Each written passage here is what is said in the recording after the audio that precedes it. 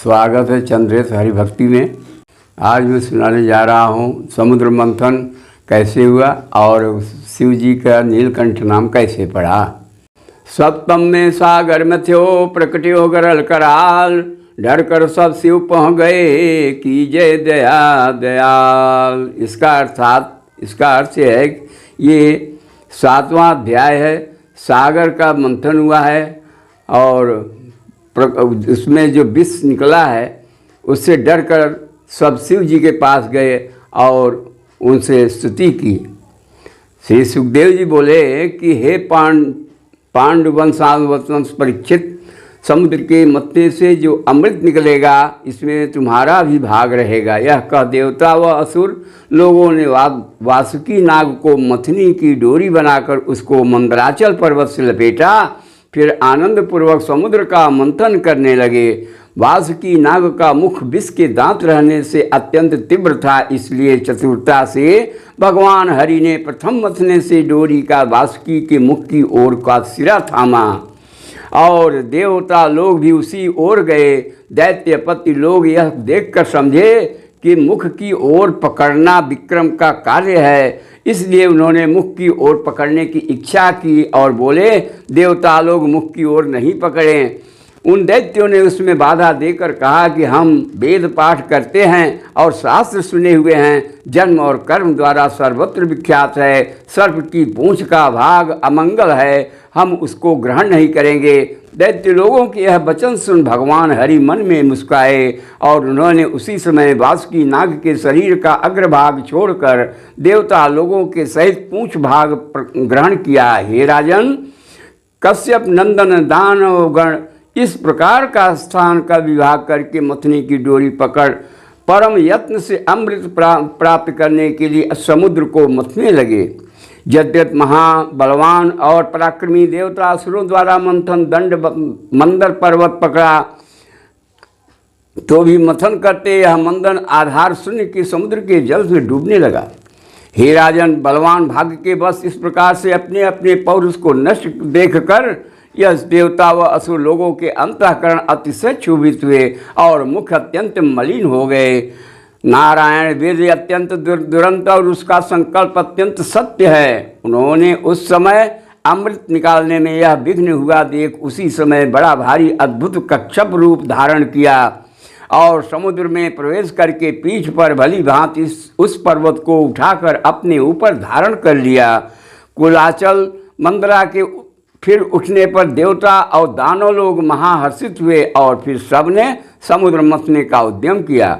कर्म शरीरधारी भगवान हरि ने अपनी पीठ का विस्तार लाख योजन कर लिया।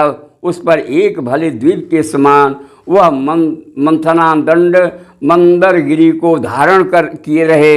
हे राजन, देव दानव के भुजबीर से कंपायमान यह पर्वत सब प्रकार से भ्रमण करने लगा। अप्रमेय आदि कूर्म प्रशस्त पीठ पर धारण करके उस पर्वत के घूमने की खुजली के समान समझने लगे कि मानो कोई पीठ पर खुजा रहा है। फिर श्री नारायण ने असुराकार से असुरों में प्रवेश कर उसमें बल वीर्य को बढ़ा दिया और देवाकार से देवता नारायण ने असुराकार से असुरों बढ़ा दिया। फिर नारायण ने असुराकार से असुरों में प्रवेश कर उसके बल वीर्य को बढ़ा दिया और देवाकार से देवता लोगों में प्रवेश कर उसको चैतन्य किया और अबोध रूप से नागेंद्र वासुकी में प्रवेश कर उसको सबल कर दिया। इसके पीछे 1000 भुजा धारण करके दूसरे पर्वत के समान अपने हाथ के द्वारा ऊपर से मंदराचल को दाब कर स्थित रहे। यह आश्चर्य देख देवलोक में ब्रह्मा इंद्रादि देव वृंद फूल वर्षा करके श्री नारायण की स्तुति करने लगे। हे राजन, भगवान हरि के ऊपर नीचे और आत्मा के अर्थात देव दानव और पर्वत मंथन रज्जु वासुकी में प्रवेश कर जाने पर मदोत्कट देव दानवगण उत्कंठित हो। मंथान रूपी मंदराचल से वासुकी में प्रवेश कर जाने पर मदोत्कट देव दानवगण उत्कंठित हो। मंथान रूपी मंदराचल से वासुकी में प्रवेश कर जाने पर मदोत्कट देव ऐसे वेग से मथने लगे कि एक क्षण में समुद्र के वास करने वाले सब ग्रह क्षुभित हो गए। अति उग्र वेग वाले दसों दिशाओं में ऊपर नीचे उफन कर आने वाले प्रतिकार रहित विष को देखकर देवता लोग विष्णु भगवान से भी रक्षा न पाकर अत्यंत भीत हो वे सब भूतनाथ भगवान की शरण में गए। उस काल में देव महादेव जी त्रिलोकी के उद्भावार्थ भगवती पार्वती जी के सहित कैलाश पर्वत पर विराजमान थे और जो मुनि लोग को मोक्ष की देने वाली है उस तपस्या को श्री भोलानाथ कर रहे थे। प्रजापति लोग समीप जाकर प्रणाम करके उनकी स्तुति करने लगे। हे देव, हे महादेव, हे भूतात्मन, हे भूत भावन, हम लोग आपकी शरण में आए हैं। समुद्र से निकला हुआ यह कालकूट विष त्रिलोकी को दग्ध किए डालता है, इसमें हम लोगों की रक्षा कीजिए। हे भगवान, आप सब जगत के बंधन करने और मोक्ष देने वाले हैं। निपुण ज्ञानी लोग आपकी ही पूजा करते हैं। आप परम गुरु और शरण आए हुओं की अति के आरती के डरने वाले हैं, हरने वाले हैं। हे विभो, आप गुणमयी अपनी शक्ति से जब कि इस जगत की सृष्टि स्थिति और प्रलय करते हैं तब हे भूमन आपका ज्ञान स्वयं सिद्ध है। आप ही ब्रह्मा विष्णु महेश्वर यह तीन संज्ञा धारण करते हैं। आपका ज्ञान ही परम गुह्य ब्रह्म है। आपसे ही देव तिर्यागादि सत और असत समस्त पदार्थ प्रकाशित होते हैं। बस आपके अतिरिक्त और उत्पन्न करने वाला कोई नहीं है। आत्मरूपी आप ही अनेक शक्तियों से जगत रूप हुए हो, इसलिए आप ही ईश्वर हो। हे भगवान, आप ही वेद को योनि हैं और अर्थात समस्त वेद आपसे ही उत्पन्न हुए हैं। इस कारण आपका ज्ञान स्वतः सिद्ध है। आप जगत के आदि अर्थात महत्व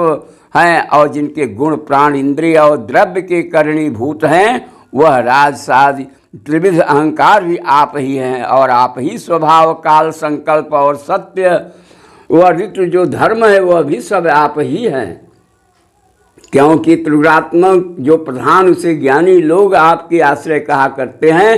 हे लोक भावन समस्त देवता रूप स्वरूप अग्नि आपके मुख हैं, पृथ्वी आपके चरण हैं, काल आपका चलना है, सब दिशाएं आपके कान हैं, वरुण आपकी रसना जीव है, हम आपकी शरण हैं, आकाश आपकी नाभि है, पवन आपका श्वास है, सूर्य आपके नेत्र हैं, जल आपका वीर्य है। ज्ञानी लोग आपको अहंकार को पर और अपर जीवों का आश्रय कहा करते हैं। इसलिए हे भगवान, चंद्रमा आपका मन और स्वर्ग आपका मस्तक है। हे प्रभु, तीनों वेद आपकी मूर्ति है, समस्त समुद्र आपकी कोख है, समस्त पर्वत आपकी हड्डियां हैं, सब प्रकार की औषधि और लताएं आपके शरीर के रोम हैं। छंद वेद तुम्हारे 7 धातु हैं और प्रसिद्ध धर्म आपका हृदय है।